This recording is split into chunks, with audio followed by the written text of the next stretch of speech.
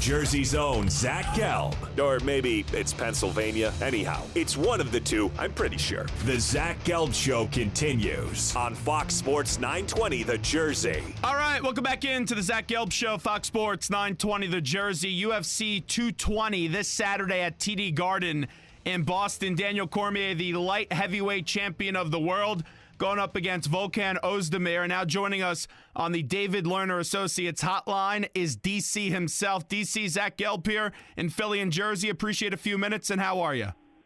How you doing, Zach? Well, we're doing great, and it's actually nice to talk about something other than football this week. We're all plugged in. It's Saturday, the big fight, but then coming up on Sunday, you got Pats Jaguars in Boston. But here in Philadelphia, everyone's getting excited for Eagles and Vikings. Zach. Yeah. Zach, let me interrupt you. You guys dodged a bullet after Sunday. Hey, they made a good defensive play. My family and I, as we traveled from San Jose, there was a bag, right? A little bag.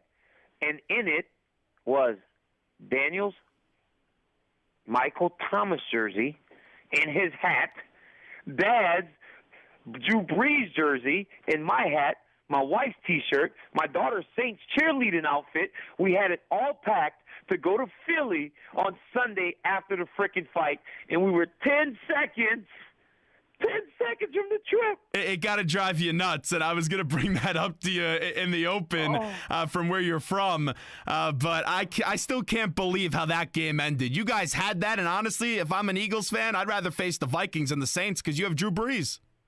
Of course, you rather play Case Keenum. God dang it, so man. how do you think this game's that was gonna a play heartbreaker.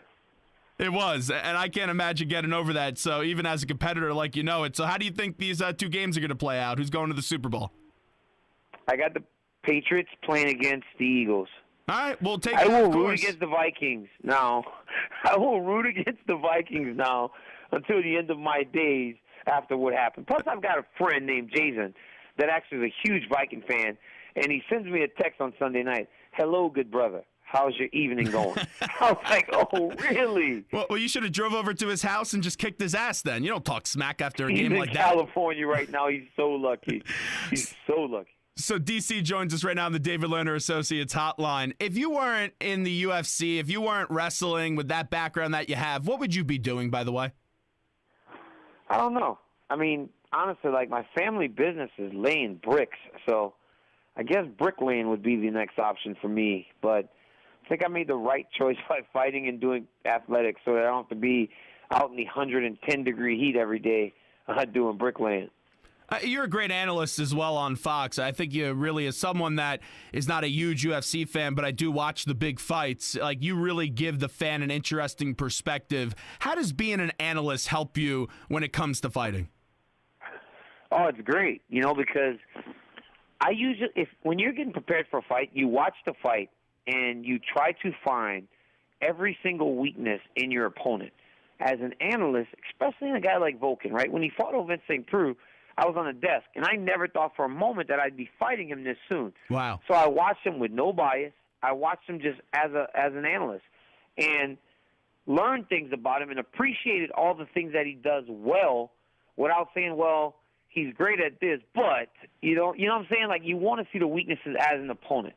But now, when I was watching in my preparation, I was like, yeah, he does well, but, and I was like, nope, Daniel, remember, in February, you praised this action. You cannot go back now and say that he sucks at it. So it lets me watch things with no bias, which allows me to really learn more about the fighters, especially the ones I compete against. As you were saying, you were just sitting there. You never thought you'd be going up against him this quickly. Just how about this incredible rise in the sport that Volkan has had? Yeah, he's done a great job. The guy has knocked everybody out so fast. He's fast. He hits hard. He's very accurate. And he's from a great training team, So, it seems like he has all the components of a guy that will be a champion in the future. It's just really not going to happen on Saturday. With the training process, and I always love talking to UFC guys because you guys are so diligent and so much goes into the actual fight night. Just describe what your training process has been like for this fight and also how difficult it is to cut weight. It's been great, man. We've had a really good training camp. I feel like I'm peaking at the right time. My weight is in the right spot right now, and we feel very confident going into this weekend. But as we should, right? We've been here before. I've headlined 5 UFC events and sold 3 million pay-per-views, and this guy's never been in the main event. This guy's never been in this moment before. This is not easy. It's tough to go out there when the crowd's in a frenzy and there are 18, 20,000 people going crazy, yelling and screaming. This is all going to be new to Volkan. So we're very confident with our experiences and everything else we've done. Does that experience, how much do you just thrive off that? Because I have to imagine it is a benefit with your long history in the sport. Oh, it's a huge benefit. And not only my experiences in terms of fighting in these big spots, but also look at who I've stood across the octagon from. I mean, I've stared across the octagon from John Jones, Anthony Johnson, Alexander Gustafsson, Dan Henderson, Anderson Silva, Josh Barnett, Bigfoot Silva. I mean, I have fought some of the best fighters that have ever stepped foot in the octagon. So the best guy he's ever saw was Jimmy Manoa staring across from him. So, yes, I do believe that that's going to play a huge part in the fight this weekend. Talking to the light heavyweight champion in D.C., Daniel Cormier, on the Zach Gelb Show, Fox Sports 920 The Jersey. Obviously, your last fight, very emotional. You lose it, and then John has the positive test, and then that turns into the suspension, and you get your title back. Now finally getting back into the octagon and trying to move on from that. Just describe those emotions from where you were losing to John and then getting the title back. Oh, it was tough, because it's almost like there was closure, right? As I said in the octagon, there's no rivalry if you can't win a fight. And I was starting to try to accept that. And then I get a call saying that there was a positive steroid test. It was just a kick in the balls. I'm sorry. It was just a kick, kick in the belly. And it was tough. But I can't allow somebody else's actions to dictate my life. And I'm really let go of that. I'm not going to let that hinder me anymore going forward. I'm just going to continue to do my thing. How did you move on from it? Because that's something that you really didn't control, what he was putting into his body, and then you getting the title back. So how long did it take you to just kind of move on and not let it really just eat at you? It took months. It took me getting into training camp to fight someone different to truly let it go. The opportunity to focus on someone completely different was so great that it allowed me to actually not think about Jones anymore. And I'm so happy about it. I'll tell you, I really did appreciate your emotion after that fight, and everyone saw the interview. Now, that came after a knockout, and usually they don't do those interviews. Did that annoy you that they interviewed you and put a microphone in your face after the result of that fight? No, it didn't. Because, honestly, that would happen again. If I lost again, I'd cry. That's what I've done since I was a kid. I mean, I've never not cried when I lose a competition. I give so much of myself to preparing and to fighting and to wrestling and everything else that when it does not go my way, I cry. It's just who I am. And so it didn't bother me. It didn't make me mad. It did nothing to me. Joe Rogan did the right thing in my eyes. Last one with DC. I'm going to give you a few names, and I just want the first thing that comes to your mind. Dana White. Let's do it.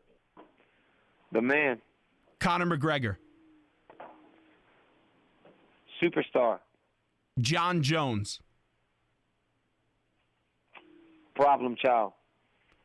Who's going to win the heavyweight title fight after your fight? Pay me money and I'll give you a prediction. The only time I predict is when UFC on Fox makes me, and they pay me a lot of money. So you're not paying me, so you're not getting the prediction. Plus, I make this prediction and somebody hears this. I run into these dudes all weekend in the hotel. That's a problem. Best restaurant in New Orleans. Best restaurant in New Orleans, Smitty's. All right, I'm an Irene's guy. I love Irene's cuisine. That place is unbelievable with the alligator, the gumbo, and everything.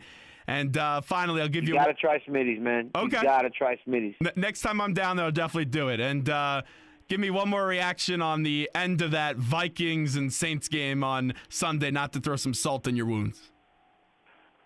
But I got a big fight this weekend, and I kicked a wooden chair. I could have put myself out of the fight on Sunday when I kicked the chair. That's how pissed off I was. I was on the floor yelling, My son said he was cheering every time there was a stop. And when it happened, he looked at the TV and said, what? With this hurt in his eyes, walked out of my room and went to his mom's room.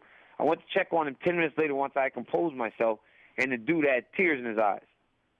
That's how much Saints football means to this family. Hey, that's football. It makes grown men do a lot of crazy things if you win or you lose. DC, best of luck. Kick some ass. We know you'll do it on Saturday night. Let's talk to you again down the road. Thank you.